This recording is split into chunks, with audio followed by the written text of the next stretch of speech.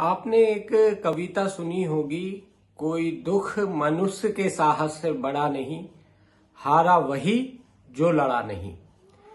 ये कविता की जो दो लाइनें हैं, ये इस समय इंदौर में पिछले 72 घंटे से धरना दे रहे उन हर एक युवा कैंडिडेट पर पूर्णतः लागू होती है, जो इस कड़कड़ाती ठंड में भी और शासन के काफी प्रेशर होने के बावजूद भी एमपीपीएससी यानी मध्य प्रदेश लोक सेवा आयोग के सामने डटे हुए हैं और लगातार ये मांग कर रहे हैं कि यहाँ की जो एमपीपीएससी की जो गलत नीतियां हैं, जिनके कारण रिजल्ट लेट होते हैं, परीक्षाएं लेट होती हैं, एमपीपीएससी खुद अपने कैलेंडर का जो है पालन नहीं कर पाता, उस सबको दुरुस्त करने की अब जरूरत आन पड़ी है।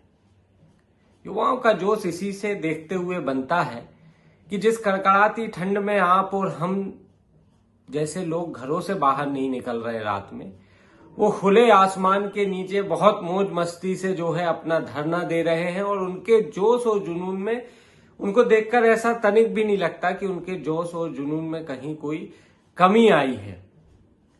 कुल मिलाकर दोस्तों कहूं तो सरकार इस बार युवाओं के आंदोलन को भांपने में चूक कर गई।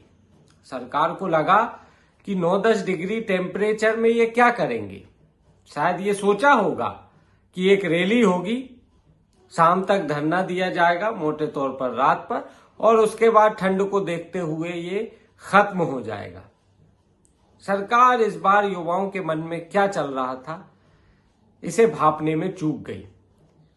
जैसे जैसे ये आंदोलन बढ़ रहा है, संख्या कम होने की जगह और बढ़ती जा रही है। मामला इंदौर की सड़कों से होकर न केवल एमपीपीएससी के दफ्तर के बाहर पहुंचा, बल्कि विधानसभा तक इसकी आवाज गूंजी और अब नेशनल मीडिया की ये सुर्खियां बन गया है। आप देखिए कि पहले दिन का आंदोलन और आज तीसरा दिन, 72 घंटे होने वाले हैं। ये आंदोलन कहीं से भी आपको ऐसा नहीं दिखेगा कि डाउनस्ट्रीम में जा रहा है, मतलब इस आंदोलन से और लोग जुड़ते जा रहे हैं। मैं लगातार ग्रुप्स को वॉच कर रहा हूं। एक शुभम गुप्ता जी हैं, उनके फॉलोअर्स ही लाखों में हैं। वो आज पहुंच रहे हैं। उन्होंने अपील की कि भाई जो साथी शिक्षक आ सकते हैं, कोचिंग पढ़ाने वाले, वो आ जाए, क्योंकि स्टूडेंट के सामने एक बड़ा सवाल यहां पर खड़ा हो गया है कि वो परीक्षा की तैयारी भी करे तो करके करे क्या।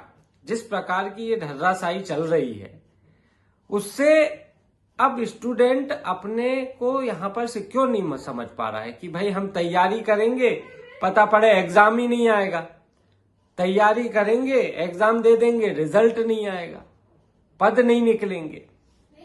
तो ये कहीं ना कहीं ये एक प्रकार से जो युवा उम्मीदवार है, शिक्षित बेरोजगार है, वो भी पशुपेक्ष में, और यही कारण है कि वो अब एक चीजें क्लियर चाहता है। और इसी कारण अब आप देखिए, जो अलग नेशनल एजुकेटेड यूथ यूनियन एनईवायू ने जलाई, वो अब पूरी चिंगारी जो है प्रदेश में फैल गई है। जबलपुर से लोग आ रहे हैं, ग्वालियर से लोग आ रहे हैं, भोपाल से लोग इंदौर पहुंच रहे हैं कि इस बार आर पार की लड़ाई ही हो जाए। इस बीच में एक मीडिया में एक रिपोर्टर ने एक इंटरव्यू लिया और बड़ी अजीब से 2 प्रश्न ऐसे थे जिसका जवाब एमपीपीएससी के अधिकारी गोल गोल जलेबी की तरह घुमाते हुए देते रहे। उन्होंने स्पष्ट पूछा कि भाई आप बहुत सी चीजों में हाई कोर्ट, कोर्ट के निर्णय, डिसीजन, इसका हवाला दे रहे हैं, लेकिन एमपीपीएससी जो कैलेंडर जारी करता है वो रेगुलर उसका पालन हो जाए, क्या ये भी कोर्ट ही देखेगा? जो परीक्षा समय पे नहीं हो रही, क्या परीक्षा भी समय पर कोर्ट करवाएगा? क्या उसके लिए भी हाई कोर्ट की परमिशन की जरूरत है कि आप परीक्षा समय पे करवाइए? गोल गोल जलेबी की तरह एमपीपीएससी के अधिकारी जवाब देते रहे। बड़ी यहां पर एक अजीब स्थिति बनी हुई है कि आप जो मांगे आपके हाथ में, आप उनको तो पूरा करवाइए।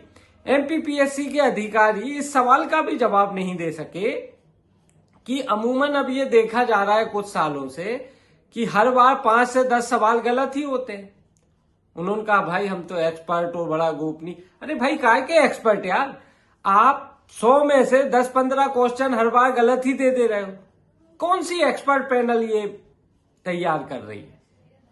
और यदि लगातार ये हो रहा है तो ऐसे में फिर आपकी विश्वसनीयता पर सवाल खड़ा होना लाजमी है। और यही तो यूथ मांग कर रहा है कि भाई आप ये जो व्यवस्था चल रही है, बिल्कुल एक एमपीपीएससी को इस तरीके से हो गया कि कोई को ध्यान ही नहीं देना, जो चलना है चलने। युवा भी ये चाह रहा है एक व्यवस्थित एक व्यवस्था बने, पारदर्शी व्यवस्था बने, जिससे कि कहीं कोई दिक्कत ना आए। और अभी एक और जो वीडियो बनाते बनाते एक लेटेस्ट सूचना है, कमलेश डोडिया जो विधायक हैं, काफी चर्चित विधायक हैं मध्य प्रदेश के, वो भी आज इंदौर जो है पहुंच रहे हैं। कुल मिलाकर national educated youth union NEYU ने जो अलख जगाई वो अब बहुत तेजी से बढ़ रही है। लोग अब इस आंदोलन से जुड़ने लगे, जबकि शायद ये शासन प्रशासन ने ये भापा होगा कि ठंड में कितने दिन आंदोलन चलेगा, लेकिन यहां गंगा उल्टी बह गई है। आंदोलन कमजोर पड़ने की जगह हर दिन मजबूत होता जा रहा है, नए नए लोग इसमें जुड़ते जा रहे हैं और युवाओं का जोश कहीं से कहीं तक कम नहीं हो रहा। आप देखिए इस आंदोलन को कमजोर करने के लिए क्या क्या हुआ।